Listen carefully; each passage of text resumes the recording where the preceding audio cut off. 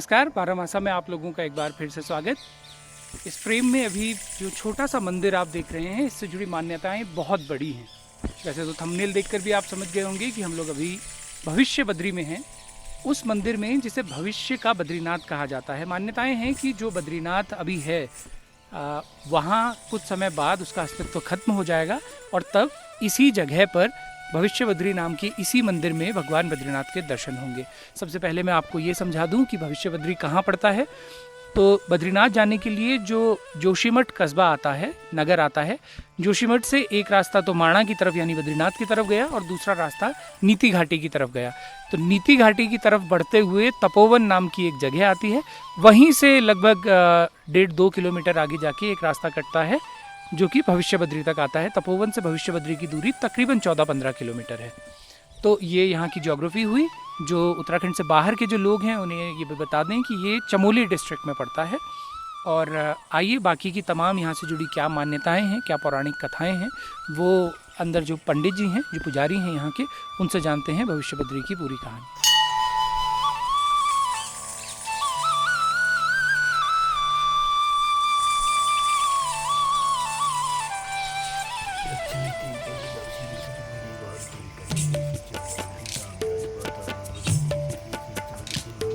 तो ये भविष्य बद्री के जो पंडित जी हैं वो हमारे साथ हैं, तो उनसे बातचीत की शुरुआत करेंगे। पंडित जी, क्या शुभ नाम हुआ आपका? नारायण, मेरे नाम लक्ष्मण सिंह रावत, ग्राम सुबाही, भविष्य बद्री। मुझे मेरी समिति ने यहाँ पर भविष्य बद्री में पूजा करने के लिए 1 साल का अवसर दिया है। अच्छा, ये सुबाही गांव के लोग ही यहाँ पूजा करते हैं जी। अच्छा, और एक साल के लिए समिति चयन करती है? जी जी जी, समिति चयन के 100 परिवार है हमारे जी। हमारा रजिस्ट्रेशन है इसका। तो समिति का चयन हो के मतलब हम यहाँ पर पूजा के लिए अच्छा 1 साल के लिए यहाँ पर कर रहे हैं। तो 100 परिवार हैं? जी जी। तो अब आपके परिवार का अगला नंबर अब कब आएगा? जी, अब इसमें तब अपने हिसाब से बातें बना लेते हैं हम लोग। अच्छा, पर औसतन लगभग एक परिवार में कितने साल में नंबर आता है लगभग? वैसे तो डिटेल तो उसके बारे में तो क्या बताऊं। अच्छा। परंतु ऐसा होता है कि कुछ लोगों को तो टाइम नहीं मिलता। हाँ। कुछ को टाइम मिल जाता, कहीं नौकरी वाले हैं, कोई अकेला आदमी है, तो मतलब अपने स्वेच्छा हिसाब से। अच्छा जी जी। और भागीदारी सबका है पूरा। अच्छा, भागीदारी सब। जी जी। और यहाँ साल के कौन कौन से पर्व होते हैं जब भविष्य बद्री में मेला जैसा लगता है या जब ज्यादा लोग आते हैं? जी नारायण, वैसे तो पर्व होता है भविष्य बद्री में जन्माष्टमी का। जन्माष्टमी जी। अच्छा। वो मुख्य रूप से यहाँ पर जन्माष्टमी भव्य रूप से यहाँ पर मनाया जाता है। और इस बार तो इसमें जनसंख्या काफ़ी ज़्यादा थी। ये लगा लो बद्रीनाथ के करीबन यहाँ पर ज़्यादा भीड़ थी। अच्छा, इतनी जितनी बद्रीनाथ में? ये लगा लो 12,000 के करीबन तो लोगों ने खाना खाया यहाँ पर एक ही दिन में? एक ही दिन में। सुबह ये लगा लो 8 बजे से शुरू हुआ जब भंडारा, शाम 7 बजे तक। तो कुछ लोग तो मतलब अनुष्ठान में रहते हैं, मतलब सुबह से शाम को खाते वो घर जाके। और जिन लोगों ने भोजन किया वो 12,000 के करीबन है। भीड़ तो बहुत, भीड़ को तो हम क्या बताएं, भगवान की लीला है। तो प्रशासन की व्यवस्थाएं थी या सब गांव वालों ने ही मैनेज किया? केवल थोड़ा बहुत प्रशासन की मांगी थी, तो वैसे जरूरत नहीं पड़ती है। अच्छा। शांति व्यवस्था रहती है। हाँ। जी, मांगने की जरूरत नहीं, पर थोड़ा बहुत रखा हुआ था हमने। अच्छा जी। तो अब इसके थोड़ा आप हमको इसके पौराणिक महत्व के बारे में जी। बताइए कि क्या ये मंदिर भी उतना ही प्राचीन माना जाता है जितना भगवान बद्रीनाथ का वो मंदिर माना जाता है? और कथा क्या है कि भविष्य में कहते हैं कि वो नर नारायण पर्वत एक हो जाएंगे, वो वाली जो पूरी कथा है उसके बारे में? नारायण, ये मंदिर तो पुराना तो नहीं है, मतलब भगवान जो है अभी नया से यहाँ पर प्रकट होने जा रहे हैं। ये है पूरी शिला जी। ये आज से 200 वर्ष। शिला की तस्वीर ले सकते हैं हम? जी जी जी। नारायण, आज से 200 वर्ष पूर्व मतलब 2-3 पीढ़ियाँ गुजर चुकी है। तो सुबाही गांव से गौ माता जंगल को आती थी घास चुगने के लिए, उसके साथ एक ग्वाला भी होता था। अच्छा। तो नारायण वो गौ माता और गाय को छोड़ के और यहाँ पर शिला पर अपना दूध छोड़ने आती थी। अच्छा, अकेले गाय अपने आप यहाँ पर शिला पे? जी जी जी। अच्छा, और ये उसी तरह की पौराणिक कथा है जैसी गढ़वाल के और कुमाऊं के कई क्षेत्रों में हम सुनते हैं लोक कथाओं में। जी। वही तो है। गौ माता यहाँ पर दूध देती थी भगवान के अभिषेक के लिए, और नहलाना, भगवान का भोग भी उसी से करके और वापस फिर अपने गायों के साथ चले जाती थी। तो शाम को घर जाके गौ माता ने जरा दूध कम कर दिया। ऐसा रोटेशन कई दिनों तक चलता रहा। वन बदल दिए गए कि ग्वाला को कहे गए भाई वहाँ घास नहीं है, तो दूसरी जगह ले जा, तो अब फिर दूसरे दिन वही लीला हुई नारायण, गौ माता का आना, फिर जाना, दूध का कम करना। तो इस प्रकार से कई दिन ऐसे रोटेशन चलता रहा। तो एक दिन ग्वाले के घर वाले ने कह दिया, भैया तुम लोग गाय के साथ जाते हो तो कल गाय को मत छोड़ना, तुम गाय के पीछे पीछे चलते रहना, गौ माता कहाँ जाती है और किसको दूध देती है, या कोई निकाल रहा है या स्वयं पी रहा है या किसी की बच्चियाँ पी रही है। परंतु ऐसा नहीं हुआ, दूध चढ़ रहा था भगवान भविष्य बद्री में बद्री विशाल के लिए। अच्छा। तो नारायण ग्वाला भी पीछे लगा, गौ माता शिला के नजदीक पहुंची और दूध देना शुरू किया। तो ग्वाला जरा 2-3 मीटर के दायरे पर पीछे रहकर बैठ गया, तो ग्वाले को चंद सेकंड में नींद आ गई। अच्छा। नींद आ गई बैठे बैठे, ग्वाले को पता नहीं चला मुझे नींद आ गई, मैं बैठ गया। तो गौ माता यहाँ से वापस गई और ग्वाले की नींद तत्पश्चात खुल गई और ग्वाले ने देखा तो गौ माता कहाँ है। वो भ्रमित हो गए, परंतु भ्रमित क्या, उसको भगवान के दर्शन, दिव्य रूपी भगवान के दर्शन हो गए। दूध की धाराएं बह रही थी शिला पर, घासों में बह रही थी। तब जाके उसने नतमस्तक किया और कहा, वाह, जो आज तक मेरे दूध आया वो भगवान के काम में आया। तब ग्वाले ने घर जाके शाम को अपने घर वाले को और गांव वालों को सबको कहा, सुबाही वालों को, कि कल जो है वो भविष्य बद्री में सभी बाल बच्चे सहित और गौ माताएं सहित सभी गायें भविष्य बद्री चलेंगी और वहाँ पर पूजा अर्पण करेंगे, वहाँ पर भगवान प्रकट होने वाले। तो ये कथा जब की है, मतलब इसका नाम भविष्य बद्री उसके बाद ही पड़ा, इस कथा के बाद पड़ा या पहले? जी, पहले भविष्य बद्री नहीं कर, पहले कहते थे यहाँ ओम कुड़ी नाम से। अच्छा। ओम कुड़ी नाम से कहते थे। अब पड़ गया भगवान, जब भगवान का अवतार हुआ तब पड़ा भविष्य बद्री। अच्छा जी। नारायण शिला पहले पूरी भरी हुई थी। अच्छा। इस पर कोई आकृति नहीं थी, शिला ऐसा प्लेन था। अच्छा। न फूल की माला टिकती थी, न कपड़े टिकते थे, केवल चंदन के अलावा। चंदन भी हम लोग नीचे जहाँ कुंड है वो चरणों में लगाते थे। नीचे कुंड है? जी, नीचे कुंड है, पानी ऊपर भगवान के शिरा से तरस करके नीचे ही आते थे। अच्छा। वो दोनों चरण हैं आजू बाजू में, भगवान का शरीर आ ही गया। और मेरे यहाँ पर आए हुए में 5 मई जून को आ गया था। उसके बाद 2 महीने बाद भगवान की आंखें बाहर को आ गई। आप देख रहे हो आंखें उभर गई 2 ही महीने में? जी। आंखें पहले अंदर को थे, 2 ही महीने में मैंने देखा। स्नान करने के बाद जब श्रृंगार आरती की तो एक चड़क जैसे आई, मैंने देखा तो आंख दिखाई दी भगवान की। आप देख रहे हो स्पष्ट आंख दिखाई दे रहे ना। तो ये आप बता रहे हैं कि शिला जी पिछले कुछ सालों में आपके देखते जी हमारे देखते बहुत परिवर्तन, कोई आकार ही नहीं देखा। अच्छा, वो भी आपके सामने की जी बात? हमारे सामने बात है। मुझे लगभग कितने साल? 63 उम्र मेरे हो गई। मतलब धीरे धीरे उभर रहे भगवान। तो ये पहले सपाट शिला, पूरी शिला भरी हुई थी, पहले आकार कुछ नहीं था। ये स्वयं भगवान अपना आप प्रकट हो रहे। और इसकी पौराणिक कथा भी बताइए, क्या इसका जिक्र हमारे कुछ जो केदार खंड है या मानस खंड है उनमें कहीं जिक्र मिलता है? उनमें जिक्र हो गया, केदार खंड मानस में इसमें जिक्र हो। जब जोशी मठ में जो भगवान नरसिंह की मूर्ति है वो सिंहासन में विराजमान है, उनकी बाहु जो है पतली होती जा रही, घिसती जा रही है। नारायण जिस दिन वो बाहु नीचे आसन से नीचे गिर जाएगा, टूट जाएगा, तो उस दिन बद्रीनाथ में नर और नारायण नामक 2 पर्वत हैं, वो आपस में मिल जाएंगे। और भविष्य बद्री में, भविष्य बद्री नाम तभी रखा है, भविष्य में कभी भी हो सकता है, आज भी हो सकता है, कलिकाल में कभी बात को भी हो सकता है। तो भविष्य बद्री में भगवान बद्री विशाल साक्षात रूप से प्रकट हो जाएंगे, चतुर्भुज रूप लेके भगवान तैयार हो जाएंगे। तब जाके यहाँ पर 12 महीने पूजा यहीं पर की जाएगी। तो ये मान्यता है कि जैसी भगवान की जैसी आकृति बद्रीनाथ में है, हूबहू वैसी ही आकृति सेम वैसे ही होती जा रही है भगवान की। और बाजू में लक्ष्मी जी नारायण है, आप देख रहे जहाँ वो हार वाली है। अच्छा। वो भी वैसे अंदर को कट के आ रही, और इधर को इस साइड को गणेश जी हैं। अच्छा। और कुबेर जी हमारे नीचे ग्राम सुबाही में कुबेर जी कुबेर की मंदिर स्थापित है। अच्छा। वो पहले ही पौराणिक पत्थर से बनी हुई है। अच्छा। जी। तो ये बद्रीनाथ का पे हमने कुछ प्रोग्राम्स पहले भी किए हैं। बद्रीनाथ में जिस तरफ को पहाड़ पे जहाँ मंदिर स्थापित है उसको नारायण पर्वत कहते हैं, और उसके ठीक नदी के दूसरी पार नर पर्वत कहलाता है।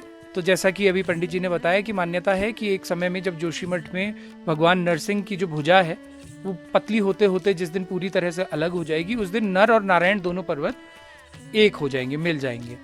और ये पौराणिक कथाएं हैं, लेकिन जिस तरह से जोशीमठ में पिछले कुछ समय से हम देख रहे हैं कि जियोलॉजिकल चेंजेस आ रहे हैं, जोशीमठ धंस रहा है, तो साइंटिस्ट भी ये मानते हैं कि जोशीमठ का अस्तित्व कोई बहुत लंबे समय तक अब वो एक्सपेक्ट नहीं करते हैं। तो कुछ ऐसी चीज़ें हैं जहाँ पे आके हमारी माइथोलॉजी और हमारा साइंस जो है एक होता है, कुछ पौराणिक कथाओं को जस्टिफाई करता है, जिनकी वजह से लगता है कि हाँ आने वाले समय में जो पौराणिक कथाएं हैं वो उसी दिशा में जा रही हैं जो बाकी चीज़ें, साइंटिफिक चीज़ें भी जिस तरह का इशारा कर रही हैं। नारायण एक असुविधा है यहाँ पर जी। थोड़ा सा जो अगर ये पैदल रास्ता बन जाता और जरा गाड़ियों की पार्किंग की समस्या होगी। इस बार जब मेला लगा तो हमारी गाड़ी में ये लगा लो 3 किलोमीटर तक गाड़ी की लाइन लगी हुई थी। अच्छा जी, पार्किंग जरा चौड़ी न होने के कारण।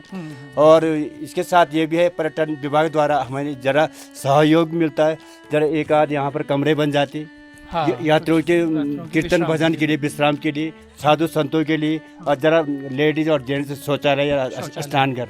हाँ। जरा एक यहाँ पर मूल सूत्र पानी का है, उसकी सौंदर्यकरण अच्छी तरह हो जाती तो लोग स्नान दूर दूर से लोग तीर्थयात्री यहाँ पर आते हैं और लोगों की डोलियाँ भी आती हैं यहाँ पर, वो लोग यहाँ पर स्नान कर सके।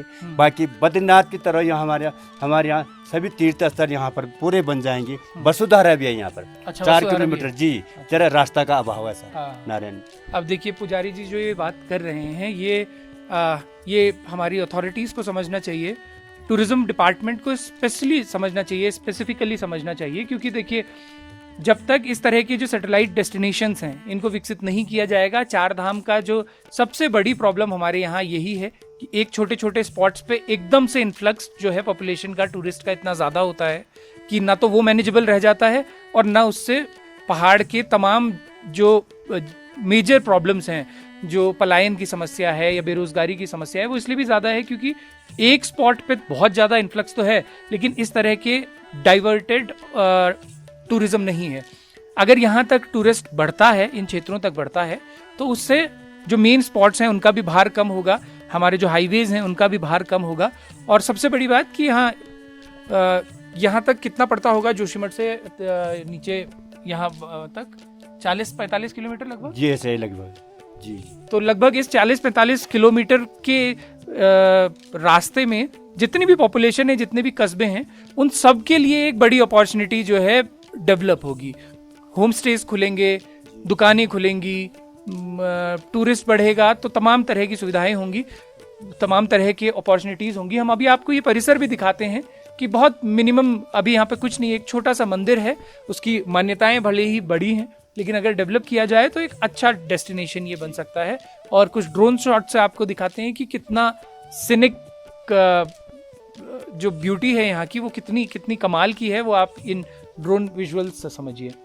जरा मंदिर की सौंदर्यकरण के लिए भी अगर सरकार थोड़ा हमें धनराशि दे दे तो हम लोग चाहते हैं कि जरा मंदिर बड़ा बन जाए, भव्य बन जाए। जी, जरा बैठने में असुविधा हो रही है, बाकी लाइट वगैरह सब यहाँ पर सही है।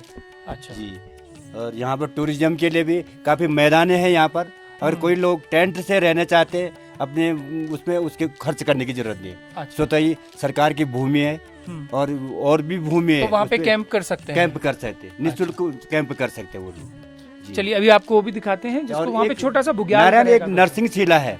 शिला पर अपना आप मूर्ति निकलिए, आप जाइए वहाँ पर और दर्शन कर लिए और उसका भी आप प्रचार प्रसार करने की कृपा करिए। जी, बहुत बहुत शुक्रिया पंडित जी।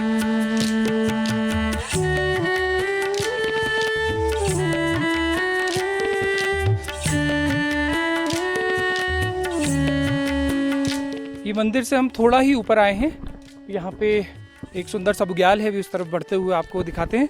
वो सामने जो शिला आप देख रहे हैं इस फ्रेम में अभी, उसको वो नरसिंह शिला कहलाती है।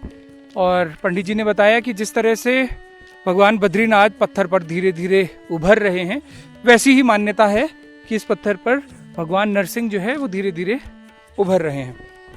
और एक बात आपको ये भी बता दें कि ये सुभाई गांव के जो लोग हैं वो मानते हैं, और तमाम हिंदू धर्म में आस्था रखने वाले तमाम लोग मानते हैं कि भविष्य में बद्रीनाथ यहाँ होंगे। और ये भी मान्यता है कि पत्थर पर धीरे धीरे एक आकृति उभर रही है। और ये कथा तो हम कई जगह सुनते ही हैं कि नर नारायण पर्वत जो है एक पौराणिक कथा के अनुसार वो जब एक हो जाएंगे तो भगवान बद्रीनाथ जो वहाँ विराजमान हैं उनके दर्शन बंद हो जाएंगे। ये तो कथाएं हैं, लेकिन न तो बद्रीनाथ केदारनाथ मंदिर समिति का यहाँ से कोई डायरेक्ट लिंक है और ना ही पारंपरिक तौर से ऐसी कोई व्यवस्था है कि कोई कुछ कलश या कुछ कुछ किसी भी तरह की अन्य पूजा सामग्री यहाँ पहुँचाई जाती हो। हाँ, ये ज़रूर है कि मंदिर समिति का यहाँ इस क्षेत्र में जो प्रॉपर्टीज़ हैं उस पर सुभाई गांव के लोगों का भी अधिकार है। लेकिन उसके अलावा यहाँ पर एक तो कपाट की व्यवस्था नहीं है, ये 12 महीने ये जो है मंदिर ये खुला रहता है। और जैसा कि हम बद्रीनाथ मंदिर के बारे में जानते हैं कि वहाँ पर जो पूजा पद्धति है वो बद्रीनाथ के रावल विशेष तौर से साउथ से आते हैं, नंबूदरी ब्राह्मण होते हैं और उन्हीं में से किसी एक को रावल चुना जाता है। बद्रीनाथ जी की जो मूर्ति है उसको छूने का अधिकार सिर्फ दुनिया में एक ही व्यक्ति के पास होता है, वो व्यक्ति होता है जो रावल चयनित होता है, जो मूल रूप से नंबूदरी ब्राह्मण होता है। लेकिन ऐसी कोई व्यवस्था यहाँ नहीं है। और पुजारी जी से जब मैंने इस बारे में पूछा कि भगवान बद्रीनाथ यदि भविष्य में वहाँ पूरी तरह बंद होंगे और यहीं उनकी पूजा अर्चना शुरू होगी तो तब पूजा पद्धति क्या होगी या व्यवस्था क्या होगी, तो पुजारी जी का ये कहना था कि इस बारे में अभी किसी कुछ भी तय नहीं है। लेकिन क्योंकि पारंपरिक तौर से भविष्य बद्री में पूजा तो सुभाई के गांव के लोग ही करते आए हैं, तो उनका ये कहना है कि इस लिहाज से भविष्य में भी वही पूजा करेंगे। लेकिन जिस बारे में कहा जाता है कि स्वयं शंकराचार्य ने जो व्यवस्थाएं बनाई थी और अपने साथ वो जिनको पुजारियों को बद्रीनाथ लेकर आए थे वही लोग फिर रावल परंपरा जो पिछले 200-300 साल में कुछ परिवर्तन के साथ से वैसी ही चल रही है जैसी शंकराचार्य के समय थी। कुछ परिवर्तन उसमें हुए हैं जिसके बारे में बारामासा में भी हमने डिटेल प्रोग्राम्स किए हैं। वो वाली व्यवस्थाओं का क्या होगा इस पर अभी कुछ भी तय नहीं है।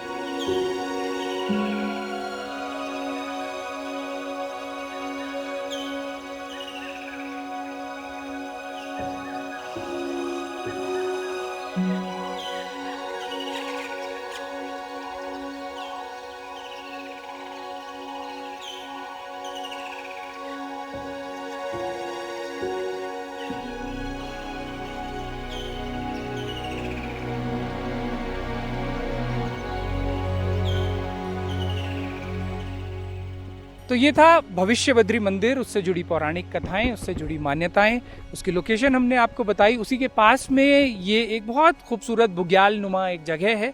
यहाँ पर फ्लावरिंग जो है वो लगभग वैली ऑफ फ्लावर्स की तरह ही यहाँ फ्लावरिंग हुई है। आप लोगों से रिक्वेस्ट है कि इस तरह की डेस्टिनेशंस को एक्सप्लोर करने के लिए ज़रूर आएँ। इस तरह के डेस्टिनेशंस एक्सप्लोर होंगे तो हमारे यहाँ पे जो होम स्टेज़ हैं, जो टूरिज़्म है, इन एरियाज़ के आसपास की जो इकनॉमी है उसको बूस्ट मिलेगा, बजाय कि सारा इन्फ्लेक्स मसूरी में या बद्रीनाथ में आए। उसके बेस्ट ऑल्टरनेटिव्स ये हैं कि इस तरह के सैटेलाइट डेस्टिनेशंस डेवलप हों। तो हम रिक्वेस्ट करेंगे बारामासा के तमाम दर्शकों से कि इस तरह की जगह को एक्सप्लोर करने के लिए ज़रूर आएँ।